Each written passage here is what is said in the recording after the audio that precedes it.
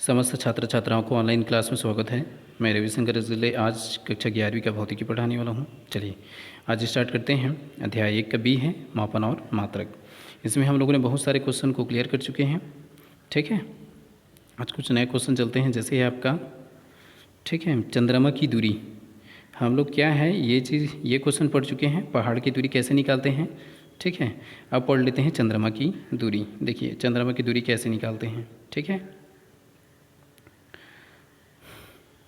देखिए चंद्रमा की दूरी कैसे निकालते हैं, पहले इस चीज़ को पहले पढ़ लेते हैं फिर क्लियर करते हैं। ठीक है, चंद्रमा की दूरी है आपका डिस्टेंस ऑफ मून। पृथ्वी से चंद्रमा की दूरी ज्ञात करने के लिए लेज़र का उपयोग किया जाता है। लेज़र LACR लेज़र का उपयोग किया जाता है। लेज़र का पूरा नाम देख लीजिए, इसको आप लिख लीजिएगा, light amplification by stimulated emission of radiation. Light amplification by stimulated emission of radiation अर्थात है आपका लेजर एक ऐसी युक्ति है जिसकी सहायता से एक तीव्र, एक वर्णी, समांतर तथा उच्च कला संबंध प्रकाश पुंज प्राप्त किया जाता है। लेज़र किरणें बिना फैलाव के लंबी दूरी तय करती है। लेज़र जिसको हम लोग कभी कभी यूज़ करते हैं, ठीक है, लाइटर के रूप में। ठीक है, लाइटर नीचे फोकस करने के लिए कभी कभी करते हैं ना, ठीक है, जो रेड कलर का होता है। ठीक है, वही आपका क्या है, लेज़र है। ठीक है, इस विधि में लेज़र किरणें पृथ्वी से चंद्रमा की ओर भेजी जाती हैं। इस विधि में क्या कर दिया जाता है, ठीक है, इस विधि में लेज़र किरणें पृथ्वी से चंद्रमा की ओर भेजी जाती हैं। ये किरणें चंद्रमा से परावर्तित होकर पुनः पृथ्वी में वापस लौट आती हैं। बहुत ईजी है, पृथ्वी से क्या कर दिया जाता है, फोकसित कर दिया जाता है। लेज़र किरणों को कहाँ चली जाती है, चंद्रमा पर, और चंद्रमा से वापस परावर्तित होकर लौट आती है। ठीक है, मान लो पृथ्वी से चंद्रमा की दूरी x मान लेते हैं। ठीक है, देख लीजिए ये आपका पृथ्वी है, एक मिनट ना, ठीक है, देखिए ये आपका पृथ्वी है और इनके बीच का ये आपका चंद्रमा है। ठीक है, इनके बीच का डिस्टेंस क्या मान लेते हैं, x मान लेते हैं। ठीक है, तो जाने में दूरी क्या है आपका x है, तो आने में दूरी भी तो x ही होगा ना। ठीक है, तो यहाँ से देखिए, मान लो पृथ्वी से चंद्रमा की दूरी x तथा लेज़र किरणों का वेग, इनका जो वेग है उसको c मान लेते हैं। ठीक है, यदि इन किरणों को पृथ्वी से चंद्रमा तक जाने तथा पुनः पृथ्वी पर पुनः आने में लगा समय t हो, तो जाने में लगा समय और आने में लगा समय क्या हो, t हो। तो देखिए, ठीक है, t हो तो x बराबर कितना हो जाएगा आपका 1/2 c t। ये कहाँ से आया, समझ में आया आपको, ये वाला स्टेप कहाँ से आ गया। देखिए इस वाले स्टेप के लिए हम लोग थोड़ा सा ऊपर चलते हैं। ठीक है, ये देखिए ये आपका सूत्र है। देखिए यहाँ से मैं क्लियर कर देना चाहूँगा, ये आपका सूत्र है। ठीक है, क्या है जी, एक मिनट ना, फिर क्लियर करते हैं हम लोग। ठीक है, चलिए देखिए ये आपका सूत्र है।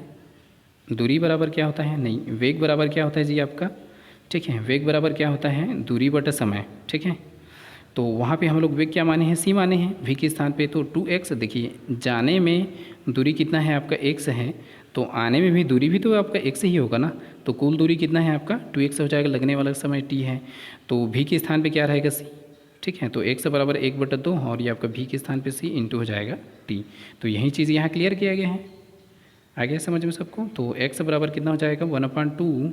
ठीक है, इस चीज़ को आप याद करेंगे ना, x बराबर 1/2 c इंटू टी, वहीं सूत्र से आएगा। ठीक है, यहाँ पे c प्रकाश का वेग कितना होता है, 3 × 10⁸ मीटर प्रति सेकेंड। ये मोस्ट टाइम पे क्वेश्चन है, इसको आप याद करेंगे ना, 3 × 10⁸ मीटर प्रति सेकेंड।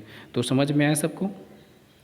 ठीक है, क्या कर देते हैं, चंद्रमा की दूरी कैसे निकालते हैं, अब आपको अपने हिसाब से क्लियर कर देते हैं। ठीक है, चंद्रमा की दूरी ज्ञात करने के लिए क्या कर दिया जाता है, ये जो पृथ्वी है, ठीक है, पृथ्वी से लेज़र किरणों को चंद्रमा पर फोकसित कर दिया जाता है, भेज दिया जाता है। ठीक है, जब वह लेज़र किरणें पृथ्वी से कहाँ पहुँचती हैं, चंद्रमा पर पहुँचती हैं। ठीक है, और वहाँ से पुनः परावर्तित होकर आ जाती हैं। तो देखिए ये जो पृथ्वी है, यहाँ से चंद्रमा की दूरी कितना है आपका x है, तो आने में भी तो आपका x ही दूरी तय करना पड़ेगा ना। तो कुल दूरी कितना है आपका 2x है। क्लियर हो चुका सबका। और इसके बीच लगने वाला समय क्या है जी, t है, और वे क्या है आपका c है। ठीक है, पृथ्वी से क्या कर दिया जाता है, लेज़र किरणों को भेज दिया जाता है, वह चंद्रमा से टकराकर वापस आ जाती है। तो यदि उनकी दूरी ज्ञात हो, समय ज्ञात हो, तो क्या निकाल सकते हो आप, डिस्टेंस निकाल सकते हो। तो x इज इक्वल टू 1/2 और ये हो जाएगा c/t। चलिए, तो इस सूत्र की सहायता से आप निकाल सकते हो। यहाँ पे लिख सकते हो c और t का मान ज्ञात हो तो x का मान ज्ञात किया जा सकता है। ठीक है, चलिए एक और क्लियर कर देते हैं। जैसे आपका सोनार है, ठीक है, सोनार है आपका, ये भी मोस्ट एमपी है, इसको भी आप कुछ खूब प्रैक्टिस कीजिएगा। ठीक है, देखिए सोनार में क्या कर दिया जाता है, सोनार SONAR इस शब्द का पूरा रूप है साउंड नेविगेशन एंड रैंकिंग। इन शब्दों का अर्थ है नौ संचालन, ठीक है, करना और दूरी आदि का पता करना। नौ संचालन करना मतलब, ठीक है, इंडियन नेवी है, नौ संचालन करना, हवाई क्या बोलते हैं, जल सेना के लिए यूज़ किया जाता है। और दूरी आदि का पता लगाने, दूरी ज्ञात किया जाता है। सोनार तकनीक का उपयोग समुद्र में जल के अंदर ना लड़ाकू पनडुब्बी, समुद्री पत्थर, जहाज़ के मार्ग में आने वाली रुकावट की स्थिति तथा समुद्र की गहराई ज्ञात करने में किया जाता है। ठीक है, इसमें पराश्रव्य ध्वनि का प्रयोग किया जाता है। कौन सा ध्वनि का उपयोग किया जाता है, पराश्रव्य ध्वनि का उपयोग किया जाता है। ठीक है,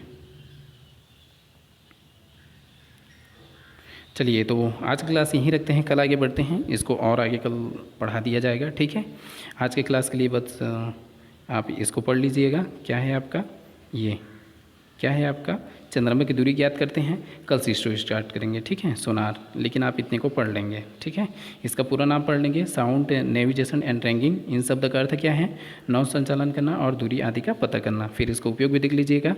ठीक है, लड़ाकू पनडुब्बी, समुद्री पत्थर, जहाज़ के मार्ग में आने वाली रुकावट की स्थिति तथा समुद्र की गहराई ज्ञात करने में इसका उपयोग किया जाता है तथा इसके लिए पराश्रव्य ध्वनि का उपयोग किया जाता है ना। चलिए ठीक है, तो आज की क्लास यहीं रखते हैं, कल आगे बढ़ते हैं। आज की क्लास के लिए सभी को धन्यवाद।